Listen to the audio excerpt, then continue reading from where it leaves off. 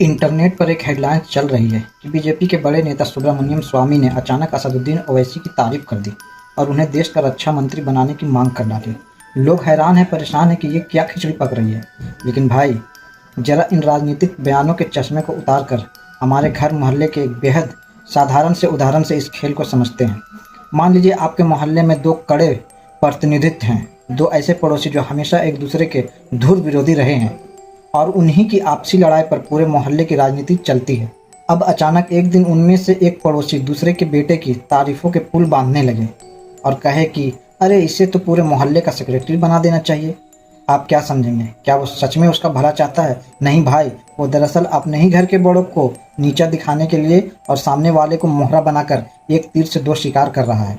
बस सुब्रमण्यम स्वामी का ये बयान भी यही घरेलू खेल है। लोग लीगल और पॉलिटिकल आर्टिकल्स में इसके मायने ढूंढ रहे हैं, लेकिन इसका सीधा सा लॉजिक ये है कि स्वामी जी का निशाना ओवैसी की तारीफ करना नहीं, बल्कि मौजूदा सरकार की चीन नीति और मौजूदा रक्षा मंत्री पर तीखा तंज कसना है।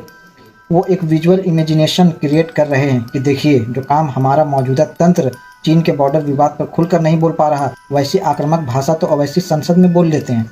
हॉलीवुड की एक मशहूर फिल्म है द टर्मिनल, उसमें दिखाया गया है कि कैसे सिस्टम के बड़े बड़े अफसर एक सीधे आदमी के सामने फेल हो जाते हैं, क्योंकि वो नियमों की ऐसी बारीकियां पकड़ लेता है जो बड़े बड़े एक्सपर्ट्स नहीं देख पाते।